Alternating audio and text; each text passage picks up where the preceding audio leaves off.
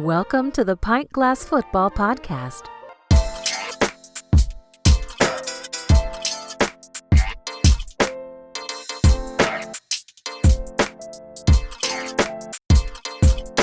Pint Glass Football. I'm your host, Brad Fowler. What's up, PGF Nation? The NFL draft is over, but we still have the final team draft grades. And today it's the NFC South and the AFC South. We'll tell you the picks that we liked and didn't like for each team in these divisions. And of course, grade each team accordingly. But joining me like always, my co-host, Alex Higdon. Alex, what is going on? Absolutely. We have some mini camps that have opened. We need to start talking about that. So we're wrapping this up. Yeah, Alex, it's been an absolute blast getting through all these draft grades. Time to put a bow on it with today's episode. There's some teams that really did well in these divisions. There's a couple teams that really had us scratching our heads. Let's start with a controversial draft here. The Atlanta Falcons, Alex, biggest needs entering this draft. I had written down edge defender, cornerback, and wide receiver. Now, if you notice, I didn't say quarterback. That's because they signed quarterback Kirk Cousins to a 4-year, $180 million contract this offseason. So why would they draft Washington quarterback Michael Penix Jr. with the 8th overall pick? I just don't get the logic here at all. This pick doesn't make any sense to me. Now, we've both talked about how much we like Penix as a prospect on this podcast, but this is a terrible landing spot for him. The Falcons are a team that, to me, Alex, continue to have no game plan at all on how to build this team. Absolutely. If we think about this, they are going in the opposite direction of the trend that the NFL is going, which is draft a young quarterback, build around him, sign all the big-time free agents, as you have seen in this offseason with what the Houston Texans have done. They have seemed to go in the opposite direction of sign the big quarterback and then get the young quarterback, have him sit behind him in an age where young quarterbacks are starting early, so you know what they are. We kind of know what Michael Penix is already. He doesn't have a bunch of gears to go up. Like, he doesn't have another level. Maybe there may be 1 or 1.5 because he's already a ready product to start right now. He does not need fine-tuning or anything like that. You can always get better, of course, but he's actually ready to hit the ground running. I'm completely baffled by this. It made absolutely no sense, especially with my Raiders who won them, but that's another story. Yeah, this had to be the most questionable pick in the entire first round. I hated it. I absolutely hated it. I don't understand the logic here. Like I said, if they didn't have Kirk Cousins, if they hadn't just signed him to that big deal, this pick would have made perfect sense. And I would have applauded the pick and even said how great of a fit it is. But to have this guy sitting behind him for at least the next year or two just doesn't make any sense to me at all. Now, in the second round with the 35th overall pick, they took defensive lineman Rook Orohiro out of Clemson. Here's the thing about this pick. Atlanta gives up its third-round pick to move up 8 spots to take him. Now, he's a strong run defender. He's a powerful guy. He's an athletic defensive lineman. He can move around on the defensive line. You can find different matchups for him. But trading up for a guy who, quite frankly, I thought would go in the third round isn't a great move to me, Alex. Yeah, absolutely. Now, I get it. They're in the 3-4. They want a guy that you could really stick there in the middle to kind of take a lot of the double teams off of Grady Jarrett. But I felt that Johnny Newton probably would have been a better pick here, or even if you really truly wanted to get that guy in the middle that can just do a lot of different things, you could have gotten to Vondre Sweat here and move Adianta to the outside as well because he can play both since they're in a 3-4. Very confusing. I wouldn't have done this pick either. Again, this grade has been trending down since the first pick. In the third round, they took edge defender Braylon Trice out of Washington. And then in the fourth round, they took defensive lineman Brandon Dorlus out of Oregon. Look, here's 2 really talented pass rushers. And I kind of grouped them together here because these 2 guys I'm pretty familiar with here in the Pacific Northwest. I got to see both these guys play live. Dorlus is a big-time sleeper for me in this draft. He can really get after the quarterback. He had 46 quarterback pressures, which was the third most among defensive tackles in this draft. So you want to talk about a productive player at the collegiate level. He checks those boxes. A little bit of a tweener as far as his build, but you can't knock the production and the value in the 4th round. Now, Trice, another really good player, had 150 total quarterback pressures the past 2 years. These, to me, Alex, were 2 really good value picks, and they needed help up front. Yeah, absolutely. Again, Brylan Trice was the pick that I looked at and I said, now this is a move to make your defense better. On the back end of this defense, I thought that they could have done a couple of different things because with Trice, they lost some of the defensive backs that they had. So they're kind of thin there. We know AJ Terrell is a stud. We know what Jesse Bates is. But I thought in the 4th round, they had a chance to go. You spoke about it earlier. They had a chance to get a guy like Javon Baker that could have gone on the other side of Drake London. Right now, they have 2 slot receivers in Darnell Mooney as well as Rondell Moore. Those are both slot guys that you're now going to try and flip flop between the outside. I thought Javon Baker would have been able to slide right in as a guy on the other side. And we know that they have Kyle Pitts. And then also, even if they didn't go wide receiver there, they had a chance. I thought they could have taken TJ Tampa, a guy that will continuously come up as a late round steal because of his value at when they were picking that I thought they should have gone in a different direction for. In the 5th round, they took linebacker J.D. Bertrand out of Notre Dame. Look, special teams guy. That's all I see here. I really don't think he's a guy that's going to see much time outside of special teams. So I'm not sure about the value there. In the 6th round, they took running back Jace McClellan out of Alabama. 3rd running back in a crowded running back room here. Not sure. I mean, in the 6th round, I get it, but I'm not sure really it's a player they needed. And once again, these 5th and 6th round picks, I think they could have gone in a different direction here. Now they had a couple 6th round picks. So at 187, a pick later, they took wide receiver Casey Washington out of Illinois. I just think they waited too long on wide receiver. And I think there were also better ones still on the board even this late in the draft. So another pick that I'm not crazy about, Alex, outside of their 3rd and 4th round picks, the guys that I highlighted on the defensive line, there isn't much that I like about this draft. And if you look, let's put it this way. If they were to take a developmental quarterback like a J.J. McCarthy, for instance, at that 8th pick, I still wouldn't have liked the pick. Don't get me wrong.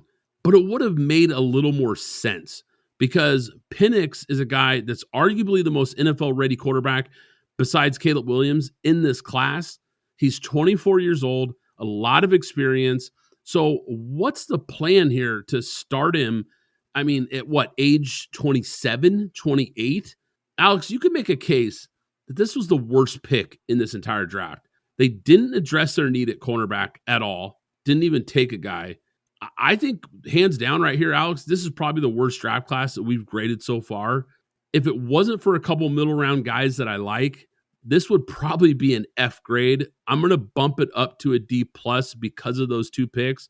But man, there is a lot left to be desired with this draft class.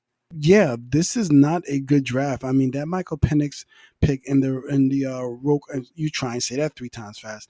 That really tanked this draft for me early on. And you're right. In the middle rounds, it got saved. And to your point, at the end of the draft, there's another guy that we've been championing.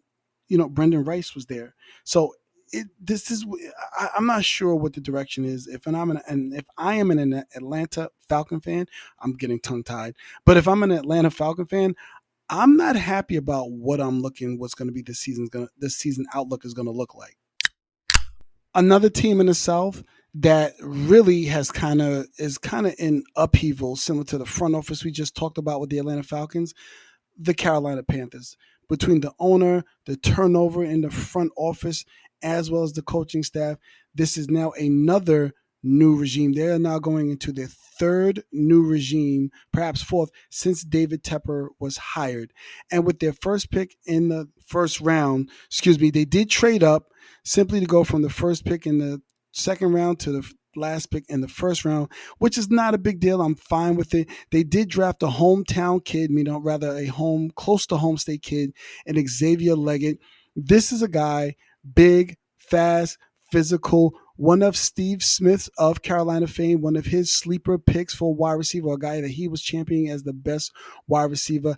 I like the pick. I was not mad at it. I was not mad that they perhaps moved up into the 1st round to get it. It did not take a lot because it was a simple trade between the last pick and the first pick of the 2nd round with Buffalo. So I don't see any real issue here. I did love the player. He does need some fine tuning in terms of his route running, but a thing that we always talk about, Brad, a wide receiver that turns into a running back once he has the ball, similar to a guy that went to this school in Deebo Samuel. Yeah, the Panthers, they were pretty active in the draft here on the first 2 days of the draft, making 4 trades. They moved up, they moved down, but ultimately making that move to get back into the late first round here to get Xavier Leggett. I liked that move because they desperately need to get a big play receiver to help their young quarterback develop. So I think it was a good move. Xavier Leggett, really good player, a guy that I pretty much had ranked right about there, a late first, early second round grade on him. So I don't think this was a reach at all. He was just outside of my top 5 wide receivers in this class. Really nice pick to start the draft. And then coming back into the second round with Jonathan Brooks, I like this pick a lot. Miles Sanders was really not necessarily the free agent that I would have picked up at the time they did pick him up.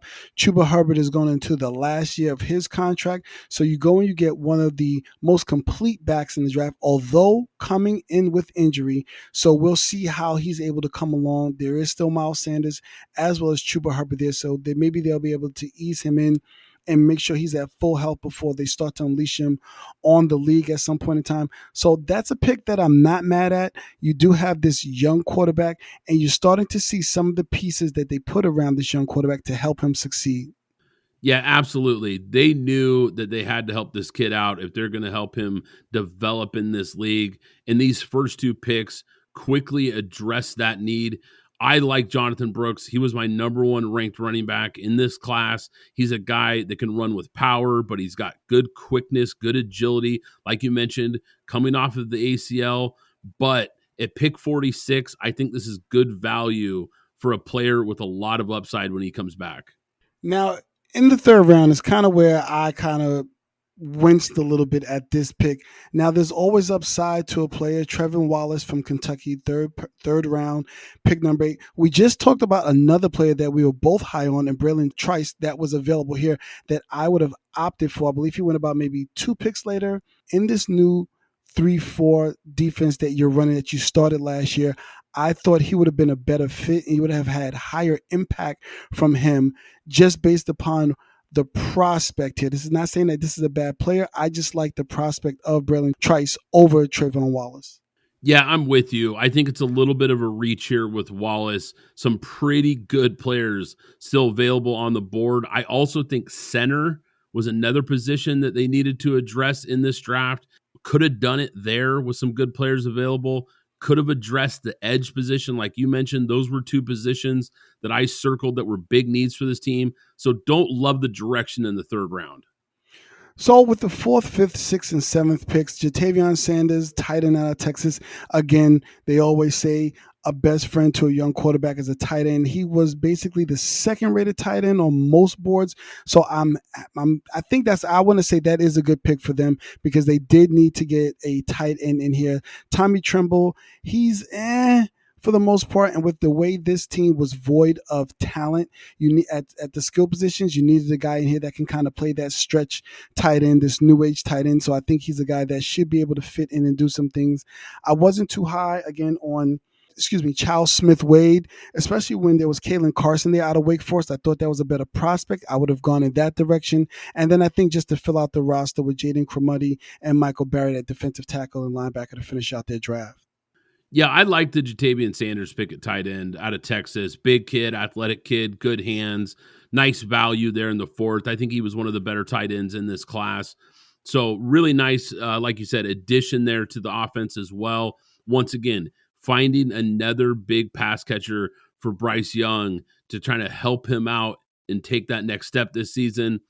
Smith Wade, the cornerback out of Washington State, good player, maybe a little bit of a reach in the 5th round. Like you said, took some flyers there in the 6th and 7th round. What was your grade here with Carolina, Alex? B-. I probably could have moved it up to a B+, but to a point you made earlier, they did not address offensive line. I know they made a few moves in free agency, but they really needed to address this line, which we know, regardless of what you think about the quarterback, we know that this line was not good last year. So I gave them a B minus. Yeah, that's actually the exact grade I had written down as well, Alex. And I'm with you because I like 3 of their top 4 picks I thought were great. And I thought they were really good fits. But I think ignoring the center position and ignoring the edge were not good. I think those were 2 positions that I would have tried to find some value here. Somewhere in the middle rounds, you could have found some guys that were available there. I didn't love that about this class. But overall, pretty solid draft for the Carolina Panthers. How about the New Orleans Saints, Alex? Biggest needs I had written down for them entering the draft: linebacker, wide receiver, edge defender, offensive tackle, or really just pick a position because this team has holes all over the place.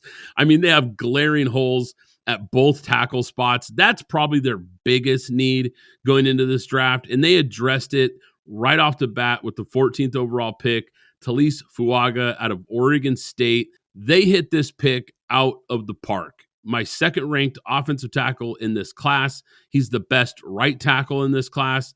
He is a beast. This was a guy that I really enjoyed breaking down the tape when I watched him because he is a mauler in the run game. He's athletic. He's nasty. He does need to improve in pass protection, but a really high-level player and a guy that flashed at the Senior Bowl, got a lot of people's attention, including my own. Love this pick for the Saints in the first round. Yeah, a guy that I was completely high on. I thought he looked great in the combine. He brings to the field nasty, nasty player. When he blocks, he's blocking with intention. And as you said, and if anybody's been listening to us throughout the year or in the offseason, we have talked about, and I've consistently said, this team is just basically sitting on a time bomb waiting to be blown up. And it seems that they're starting to go in that direction early. Yeah, and when you've got a team that you're going to have to rebuild, why not get a building block player like him? In the second round with the 41st overall pick, they took cornerback Kool-Aid McKinstry out of Alabama. This is a guy that a lot of people coming into the season thought was a lock to go in the first round. We saw his draft grade kind of slide a little bit as the process went along, but this is a solid pick. I do think there were better cornerbacks on the board when they took him. I do like Kool-Aid, though. He's a good player. He was my 6th ranked corner on the board. Really talented, but doesn't have that top end speed, which, Alex, you know, for me, when it comes to corners especially, is always concerning. But I understand wanting to address this position early in the draft because trade rumors swirling around Marshawn Lattimore. So this pick makes a lot of sense. Yeah, absolutely. I mean, I know I had mocked them to get a DB in that first round because I know, and we've said it, that Marshawn Lattimore will 1,000% not be with that team going into the following season after this season because, as I said, they need to blow it up. So again, you're probably referencing Max Melton or maybe Rex Straw out of Missouri, that couple of guys that may have had a higher grade or maybe consistent on the even grades, but I'm not mad at this pick. They needed to address it. Again, knowing what they're going to be going into next year, they know that they're going to need these positions in their drafting now for the future. So they didn't have another pick until 150 in the 5th round, and they decided to take quarterback Spencer Rattler out of South Carolina. This is a guy who's a former 5-star recruit. Never put it all together in college, but he has the arm talent and the accuracy to develop into a potential starter down the road. High upside player. However, this is the only thing I don't like about this pick. With so few picks in this draft, like I mentioned, they didn't have a 3rd or a 4th round pick. So for them to take a quarterback in this spot with a roster that I pointed out in the beginning has holes all over the place, I'm not sure quarterback was the direction I would have gone. Now, look, I like Spencer Rattler as a late round flyer and as a guy with definitely some potential, but I just think they had too many pressing needs on this team to take what I would consider more of a luxury pick in Spencer Rattler. The reason I'm not going to ding them on this pick, I think because Spencer Rattler is a quarterback. And when you have a quarterback, and we said this was a quarterback-rich draft, and I think we can't even really judge how about this pick. It's not about if the player's going to get any work this year or not, because I think the tale of Spencer Rattler's story will come with the next coach of the New Orleans Saints because we know they will also be changing coaches. So I'm not mad at it, and I actually like it. Hedging their bet on the future because once again, Derek Carr will not be there after this season as well. So they had 3 fifth-round picks. At pick 170, they took wide receiver Bub Means out of Pittsburgh.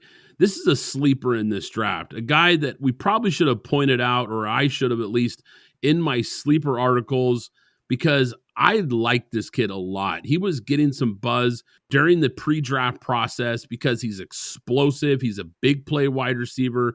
I think he was a potential steal in the 5th round. Yeah, love this pick a lot. He's going to push to be a starter on this team along with Olave and Rashad Shaheen. I think he'll be a starter coming out of OTAs. At pick 175 in the 5th, just 5 picks later, they took linebacker Jalen Ford out of Texas.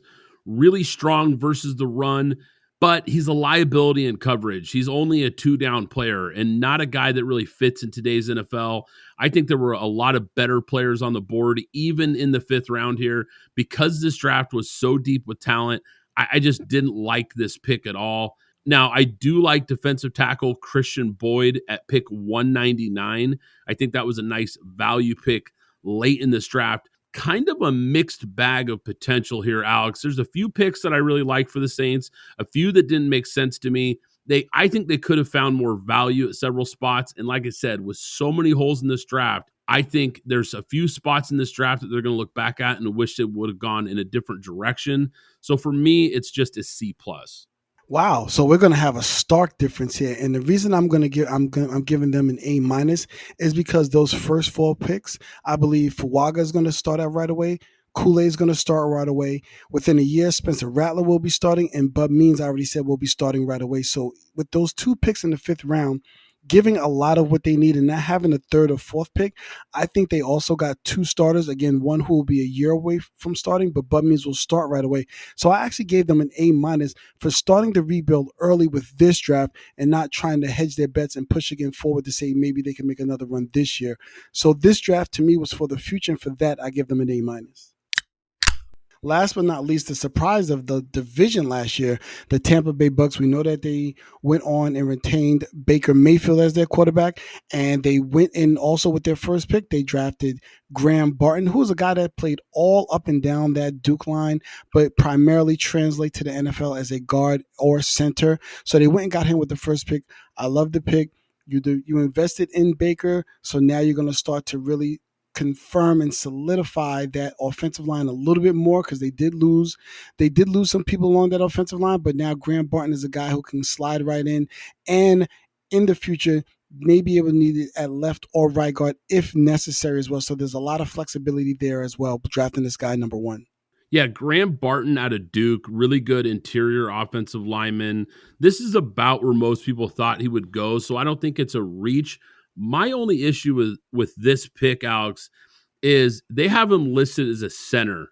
So if that was your intention to draft a center at 26, why not take the best center in this class with Jackson Powers Johnson? To me, that's my only pushback here. Not that Graham Barton's not a good player, and I do appreciate the versatility, but for me, Jackson Powers Johnson is one of the best center prospects we've seen in the last couple drafts.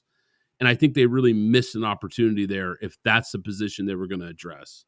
Can absolutely see the point there, and a guy that's a nasty player as well, but still not mad at the pick. But going into the 2nd round, they did go and get the edge. They are now a full-on 3-4 defense. So Chris Braswell out of Alabama was going to be a need in this new offense. As moving on from Devin White, they needed another guy out there, and Chris Braswell fits the bill here at 25. Yeah, Chris Braswell, not going to have a whole lot of highlight plays when you watch his tape, but just a really solid edge defender, just a really good all-around defender. Let me put it this way. At the very least, I think he's a guy that gets in the rotation early. Going into the 3rd round, they draft Tyreek Smith out of Georgia. Now, looking at their depth chart right now, he was a safety in college, but an undersized safety think Bob Sanders, for most of you who know I'm talking about, 5'10", about 200 pounds, but they have him listed at nickelback. He's more of a box safety to me, but so putting him, if they're going to use him at nickelback, I do have some questions about how he's going to work in that defense. Yeah, Tyreek Smith, pretty good player. Like you said, a little bit undersized at 5'10". He does bring some versatility, though. Pretty good athlete. And like you said, it sounds like the Bucs are going to use him as a nickel corner to defend the slot. That's going to be interesting. I also didn't think he'd go this early.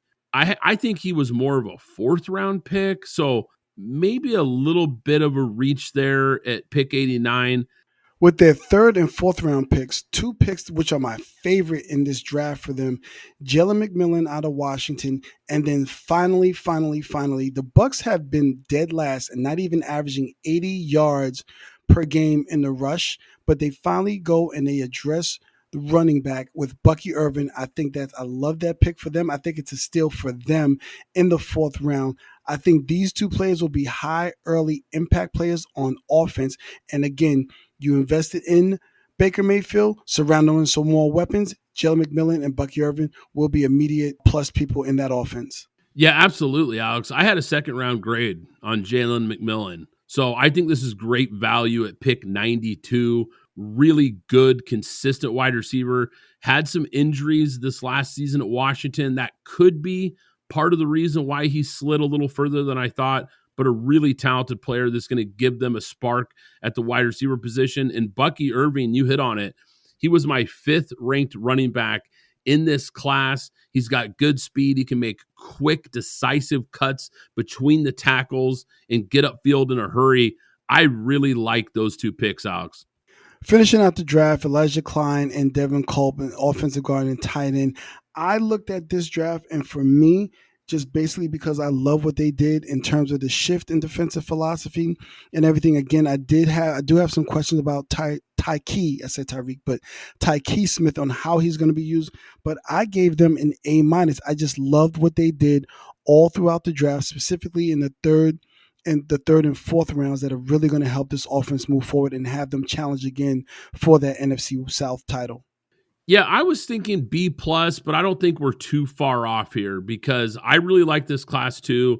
I talked about the only two players that I thought, I don't want to call Graham Barton a reach, but like I said, I think Jackson Powers-Johnson would have been the better pick there. And I do think Tyke Smith was a little bit of a reach as well. Not a bad player, but maybe a little earlier than I would have expected. But yeah, not a whole lot to knock on this class. And I think they got a couple guys late in this draft who have some upside at the tight end and guard position. So really good class, and they addressed some big-time needs. Very, very solid class for the Tampa Bay Buccaneers. Did you know that Pint Glass Football is more than just this podcast?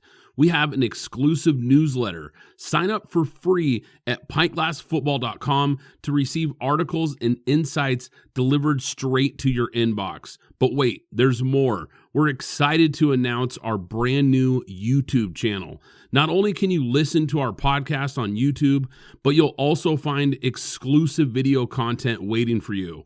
So hit the pause button right now and go subscribe to our newsletter, and hit that subscribe button on YouTube to stay connected with the latest football news and our exclusive content. Underdog Fantasy is the easiest place to play fantasy sports. I personally love the pick'em game. Just pick between 2 and 5 players to build a pick'em entry. Pick whether your favorite players will have a higher or lower stat total in this week's game for a chance to win big. You can win up to 20 times your money in a single night.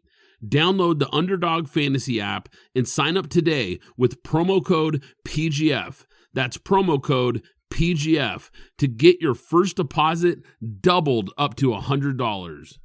The official ticketing app of Pint Glass Football is now SeatGeek. I can't recommend them enough, guys. I've been using SeatGeek for years. You want to go to a game this season? SeatGeek is here to take the confusion out of buying tickets, making sure you get the best seats at the best prices. With SeatGeek, you'll never have to worry about overpaying for tickets again. How? They put a 0 to 10 score on each ticket, so you know you're getting a good deal.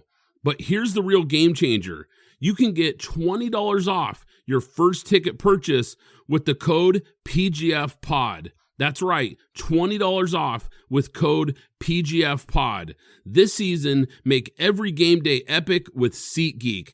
Download the SeatGeek app and remember to enter the code PGFPOD to grab your $20 discount. Let's shift to the AFC South, Alex, and the Jacksonville Jaguars going into this draft. I had their biggest needs at cornerback, wide receiver, and defensive line. Now, they moved back 6 spots in a trade with the Vikings.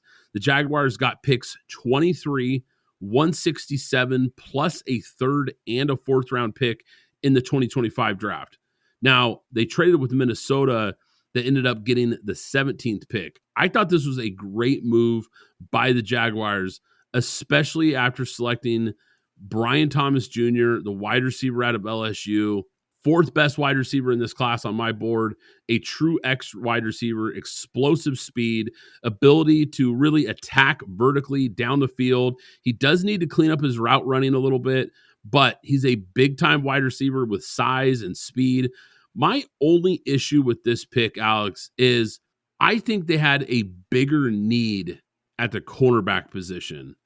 And when you had Quinyon Mitchell still on the board at that pick, I think they could have gone in a different direction there and taken the number 1 corner in this draft instead of the 4th best wide receiver. Yeah, Brian Thomas, I love the guy.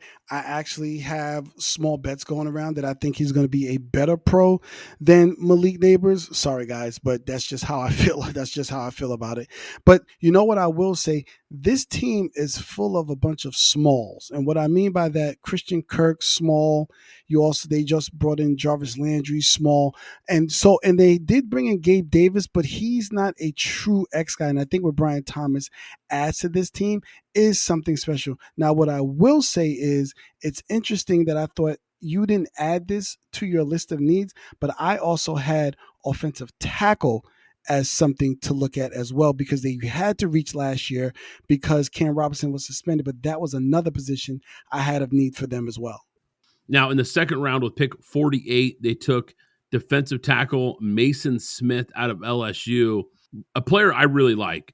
Guy had a career-high 23 quarterback pressures last season, can push the pocket, really talented player up front. He has some parts of his game that I think he needs to clean up, but I like this player, talented player, but I think this was a reach in the second round. I know I didn't have a second round grade on Mason Smith. Now, here's where we'll agree with the cornerback situation, because with Mike Sandstrom still sitting out there, as well as Rakestraw still sitting out there, I thought this was an opportunity for them to go after that, because to your defensive end need, this team went from a 3-4 to a 4-3. So now the bookends are now Trayvon Walker and Josh Allen. Trayvon Walker, we know, was the top overall pick 2 years ago, and then we know they just re-signed Josh Allen. So moving to that 4-3, and they also traded for Eric Armstead. I felt that they definitely should have gone DB here, simply because of the shift in defensive philosophy. You do have your edge rushers now since you're in a 4-3, and now you could have gone after, and I just mentioned, 2 DBs that would have added to that very soft defensive backfield. Yeah, and some pretty good players available that they missed out on. And so in the third round with the 96th pick, they decide to finally go cornerback. They take Jarian Jones out of Florida State. This guy had an elite combine performance, 4.38 40-yard dash. He's aggressive in run support. I think he has alignment versatility because he can cover inside or outside. This is a good player, and I like his tape. But once again, I also think this was a bit of a reach, because even here in the third round, I think there were some better cornerbacks still available. They're either addressing them out of order or they just weren't paying attention to the board. And this is just my personal opinion. I'm sorry, Jaguars fans, you just have to deal with it. But simply because you went and you kind of shored up a lot of things on the back end, meaning the safeties by bringing in Darnell Savage. You needed to be precise here. Ronald Darby, a good corner, he's not going to last the whole season, unfortunately, just given his history. You really need to bring in somebody, and I hate to keep bringing up TJ Tampa here, but again, this is all about value. You should have gone in a different direction here. You're a team on the cusp, and that contract, that looming contract for Trevor Lawrence is coming up. You needed to hit big in this draft. In the fourth round, they finally get around to addressing the tackle position at pick 114 with Javon Foster out of Missouri. I think it was a little late to address this position, though. Like you mentioned, Alex, the run on the upper tier tackles in this class was pretty much gone at this point. Foster has a lot of starting experience at left tackle. He knows how to use his length to keep defenders off his pads. He's got great athleticism, but another guy that once again, I think they might have reached on. Yep. And again, I'll just go back to my last comment. A lot of draft picks went out of order here. I think they're going to look back at this draft and see a lot of things that they missed. In the fourth round at pick 116, they take defensive tackle Jordan Jefferson out of LSU. Has ideal size and strength for an interior defensive lineman, big upside prospect, has a lot of developing to do at the next level, pretty good versus the run. But once again, there's a theme here with these picks, Alex. I didn't have a fourth round grade on him. So another guy that I feel like they reached on. And in the fourth round, we know, because we've talked about it a bunch, there were a lot of good players on the board. Yeah, absolutely. And a favorite player of mine that we've been talking about, how about adding Muhammad Kamara to that rotation and shoring up that front end of the defense, since you've kind of missed on the back end in free agency as well? But how about shoring up that pass rush a little bit more and having a NASCAR package by putting Kamara on? And we know how big Trayvon Walker is. You can kick him inside. GMs kind of always make this mistake, and this is just my view on it. You outsmart yourselves. You know what your team needs. Go after what your team needs, and protecting the quarterback should have been very high on this list. This was a deep wide receiver draft. There were a lot of good picks that they had, but simply out of order. Yeah, so in the fifth round, they had two picks. At 153, they took cornerback DeAndre Prince out of Ole Miss. Solid corner in the fifth round. Really good in run support. At pick 167 in the fifth, they took running back Keelan Robinson out of Texas. For me, this just screams special teams guy. I think more likely than not, he's going to be a guy that they took as a kick returner. In the sixth round, they took kicker Cam Little out of Arkansas. I had him as the second best kicker in this draft. So I think that's decent value there in the sixth round. And then in the seventh round, they finish up the draft with edge defender Miles Cole out of Texas Tech. This is a guy that flashed at times at Texas Tech as a pass rusher, 27 quarterback pressures last season. So taking a flyer on a guy like that late, not a terrible pick. I like that they moved back and got extra picks from Minnesota. I think that was a great move here. And I really like Brian Thomas as a player. But once again, cornerback was a bigger need. Offensive tackle was a bigger need. And once again, they had their pick at cornerback. They could have taken any cornerback in this draft. After they addressed some key positions of need, I like that about this draft, but they reached for almost every single one of them, Alex. For me, it knocks this grade down to a C. Yeah, absolutely. I had them at a C plus, again, out of order, just like you're taking a test you got. So you went on a run, but then you stopped and you started making the mistakes because of what you made in the beginning. Just a lot of out of order. They should have had this draft a little bit more tight. I'm very disappointed in what the Jaguars did here. We talked about themes, but keeping with the theme, the Tennessee Titans disappointed me as well. And we can start right out of the gate with this first pick in the first round, the 7th overall pick, J.C. Latham out of Alabama.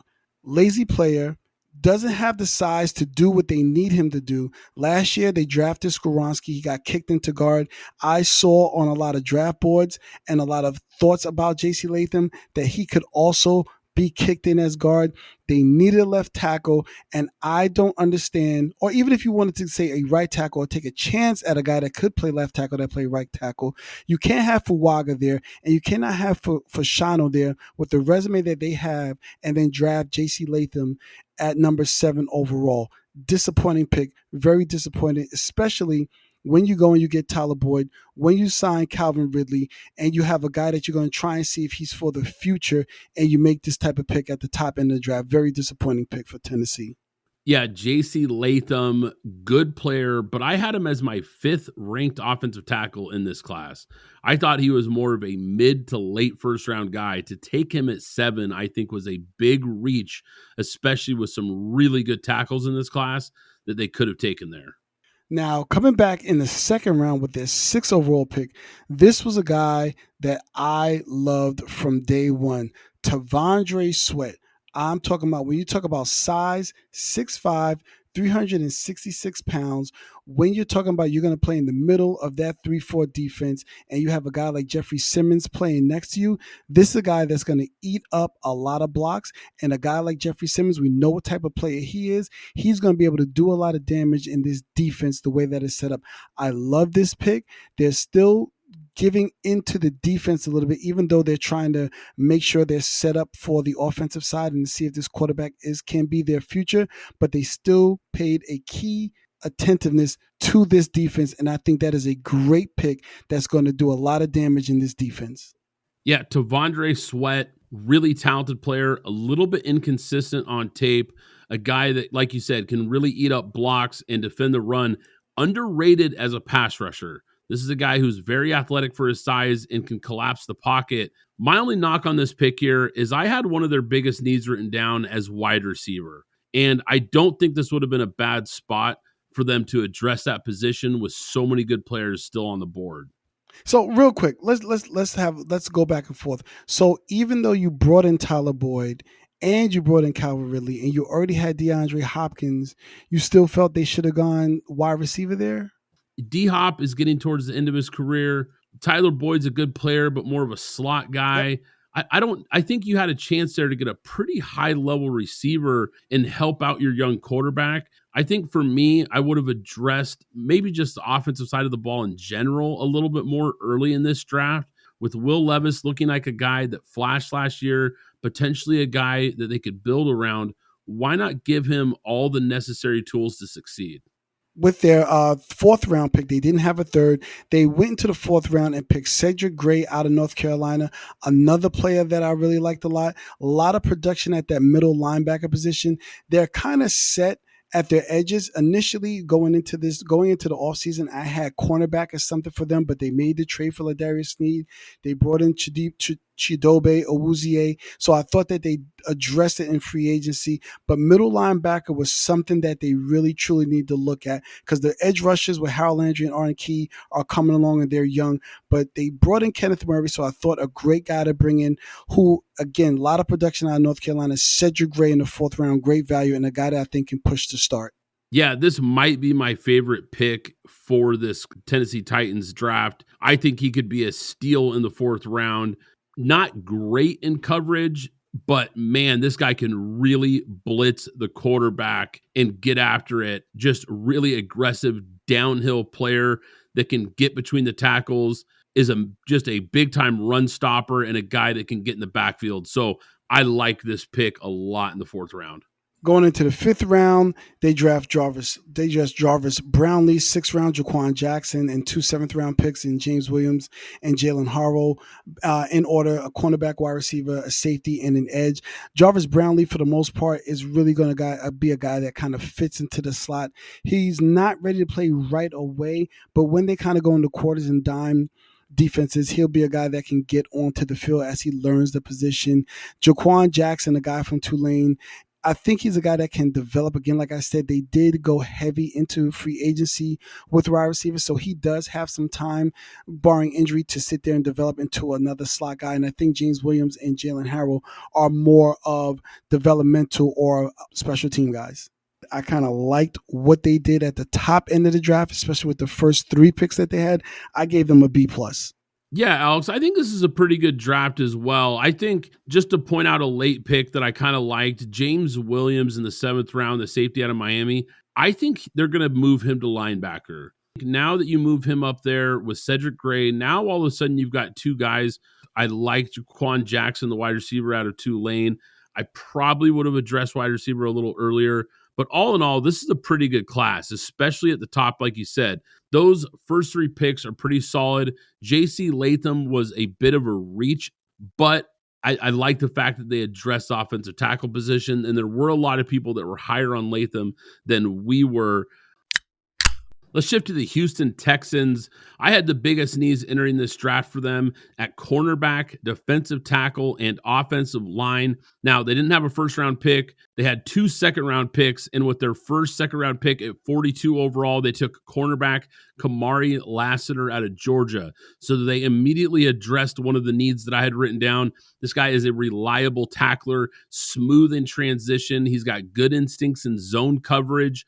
He's aggressive, physical player. His tape is excellent, but I'm really concerned with the speed here. 4.65 40-yard dash. I'm sorry, that is a major red flag for an NFL corner. Now, he should be good in zone coverage, and that's where he excels. So you can kind of hide the limitations on his speed a little bit in those types of defenses. Maybe that's how they plan to use him at the next level. But I just am not sure how he keeps up with NFL wide receiver speed. Yeah, especially when you look at their current depth chart, is that he's going to be in the slot, which means you're going to be dealing with a shifty, quick mover across the middle, trailing a lot of plays, and with that slow speed, it's going to be a challenge in that position. And again, if you wanted cornerback, especially in the second round, Mike Sandstrom, who was the number 1 nickelback in this draft, you had an opportunity to get him, and you did not. And then later in the second round, at the 59th overall pick, they took tackle Blake Fisher out of Notre Dame.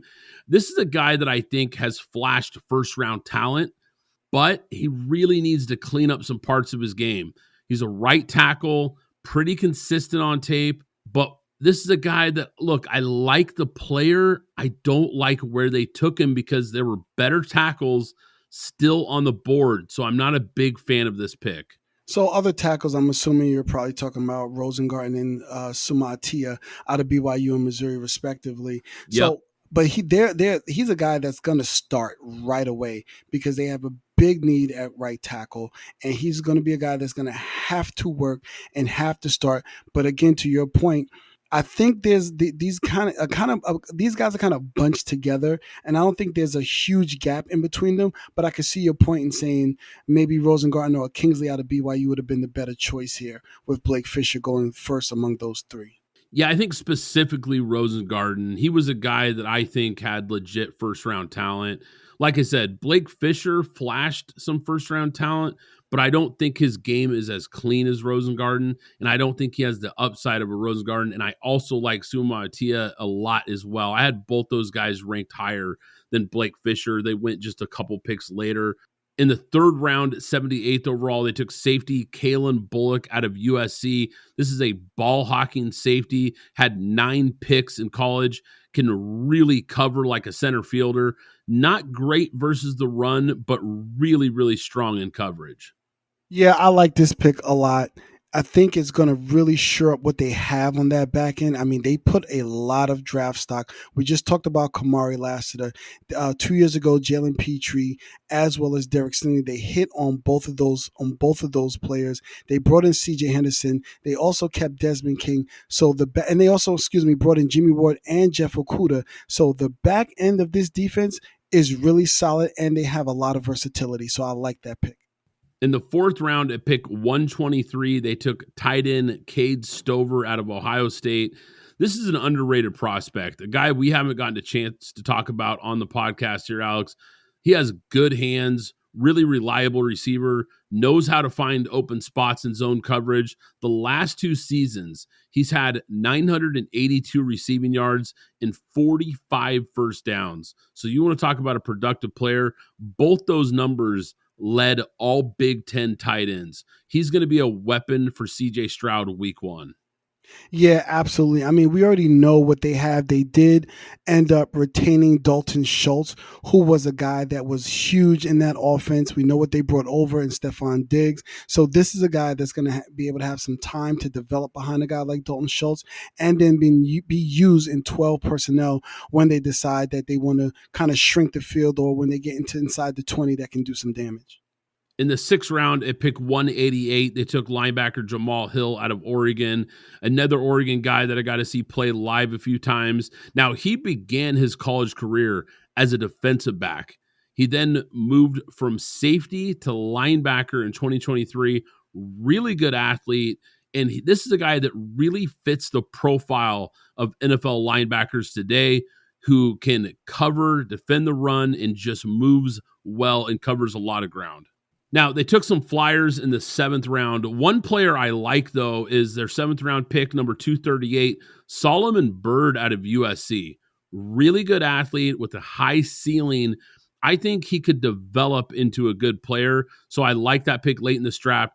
I think they found some nice value in the mid rounds and even late in the draft. They filled some holes on this roster. I think they reached on those first couple picks, and I think they missed out on some good players. That's the only part of this draft that kind of knocks this grade down for me. I'm going to give them a B, Alex. I think it's a solid draft. And like I said, they kind of recovered in the middle of this draft, but I do think they could have addressed some different players at the top of the draft.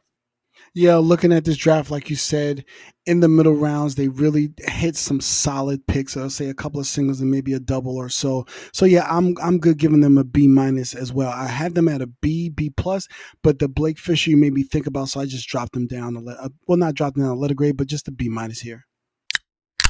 Last but not least, the Indianapolis Colts, and with their first pick in the first round, they go and they get Latu out of UCLA. First defensive player picked in the draft, by the way, as well. At the 15th pick, they're going to move him, and he's an edge, so they're going to play him at defensive end. I like the pick. They needed to really try and shore up some things. And what I saw from this was they did not like perhaps what they saw from Kwity Paye, that they felt they needed to get another guy to go with what they have in the middle in DeForest Buckner and Grover Stewart. And this is a guy, though he is injury prone, but this is a guy, had he not had the injuries, probably and perhaps maybe a top 10 pick, given his prowess going after the quarterback. So I've got mixed feelings on this player because, or I should say this pick, not the player. Latu is the best defensive player in this draft. He was the number 1 ranked defender in this class, and he went number 1 as a little bit of a surprise because of the medical history. I wouldn't have thought he'd be the first player to come off the board. I love the tape. I mean, the guy is a monster, such a good player, such a good pass rusher, such a polished player. But here's my issue with the pick. They have a glaring hole at cornerback. And you had a chance to take Quinion Mitchell, Terrion Arnold, Cooper DeJean, any other corner you want to name there, wherever they had them ranked on their board, you could have taken them. To take a pass rusher there, granted, a very good one, I get it, but I think they missed big time on getting a really good corner at a position that is really their biggest hole. Right. And, to the point that you just brought up, I'm actually going to get to that as we continue to go through this draft, because going into the second round, they go and they get out of Texas, A.D. Mitchell, a guy who I thought was actually, he is better. He's a more polished route runner. He's a better catcher. He's a better receiver of the football than Xavier Worthy, who went in the first round with that speed, with that side, a true X guy. They do have Michael Pittman, but Michael Pittman is more of an, I guess, a possession receiver, whereas A.D. Mitchell can kind of stretch that field. So you bring him in along with you having Josh Downs, and then you re-sign Michael Pittman, who is a sure-handed receiver. I think now you have given your rookie quarterback, who will essentially be a rookie again this year, given he didn't play the whole season, a lot of weapons on the outside to now really give him a chance to succeed. I love this guy, and I love the pick. Big-time talent. Big-time player at Texas. Like you said, I think he's a way better player than Xavier Worthy, who went ahead of him. I think he's a better player than a handful of receivers that went ahead of him. At pick 52 in this draft, this is great value getting A.D. Mitchell. So with their middle round picks, the chunk of the middle round picks, with their 3rd, 4th, and 5th round picks, Matt Goncalves, tackle out of Pittsburgh, Tanner Bortolini, center out of Wisconsin, and Anthony Gold, a wide receiver, slot receiver out of Oregon State. I think they did a lot of damage here, and this is where I think where I probably would talk more about the cornerback, because a guy like TJ Tampa was on the board here between the 3rd and the 5th rounds. I believe that they probably could have gone in a different direction here to address the point that you brought up earlier, because Matt Goncalves and Tata Bortolini are good players, and that offensive line is coming up on a lot of deals, and they are people that they're probably not going to re-sign. So they probably felt they wanted to invest more in the quarterback position as well, meaning that they're going to invest more into the offensive line. But that one of those picks I felt should have gone in the direction of TJ Tampa to address the back end of that defense. But nonetheless, positions of need that they had to do. Anthony Gould, kind of shaky there. I think with Josh Downs, you're going to put him in the slot. You just drafted him in the 5th round. Perhaps you could have gone in a different direction. I believe Kayleen Carson, again, addressing the cornerback position, was available as well. And then as you go through the back end of the draft, Jalen Carles, Jalen Simpson, Micah Abraham, and Jonah La'u, I think those are guys that are just developmental guys because they are kind of top heavy with what the Colts do. They have always consistently been hitting doubles, not necessarily home runs in their draft or their free agent signings, but they are a consistent team that gets great value out of what they draft and as what they bring in free agents. So overall, I gave them a grade of a B+, just simply because I know we're going to talk about the middle of that draft, but I know that they needed those tackles because they're really going to have to invest into that quarterback and him staying upright. Yeah, that was my thought, Alex. I don't like that they ignored the cornerback position for so long, but I understand when you've got a young quarterback, you want to protect him. So getting a guy like Matt Goncalves, good offensive tackle, a guy who's got some talent, Tanner Bortolini, really solid player, another really good offensive lineman. Safety Jalen Simpson, I think he was picked 164 here. This is a guy who's really versatile player. Line him up at safety. He can play some nickel. He's going to be able to just be a chess piece for this defense and a guy that put on a show at the combine. So he's a big time athlete. Anthony Gould out of Oregon State, the wide receiver, he's going to add value to this pick as a special teamer because he's a big time kick returner. He had a return in the Shrine Bowl for a touchdown, really explosive player in the open field. So I like that pick in the 5th because not only are you getting a wide receiver threat, but a guy that's going to add value to special teams as well. Micah Abram, I think that's a nice flyer at the cornerback position, but once again, way too late to address that position. Alex, B+, perfect grade for this draft. Couple places that maybe they could have gone a different direction. Like I said, at the top of this draft, I think is where they needed to address corner. But Laiatu Latu is such a fantastic player. I understand the pick. And I think they had a lot of value picks throughout this draft. If you enjoy the podcast, do us a favor and subscribe, rate, and review on Apple Podcasts, Spotify, and YouTube. We move into off-season storylines next. Can't wait to get into that stuff with you guys. But once again, I'm Brad Fowler. He's Alex Higdon. This is Pint Glass Football, and we'll catch you next time. Thanks for listening to the Pint Glass Football Podcast. Be sure to subscribe and follow us on Twitter at PGF Podcast.